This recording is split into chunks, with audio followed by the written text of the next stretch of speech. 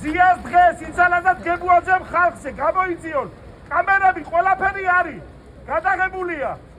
უსამართლო სასამართლო მოსამართლე აბელის ბედი გელოდება შვილი ამოგთხრით ჭკუით იყავით მონანიება გაიხსენეთ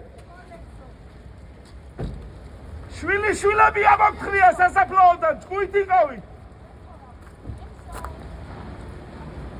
თქვენ გიჟებო თქვენ არანორმალურებო ქალს ასუშვებით ახალგაზრდებს აწამებთ თქვენი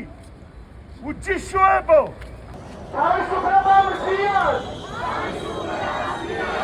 თავისუფლება რეჟიმის მხოლოდ ეცრი ოლიგარქიას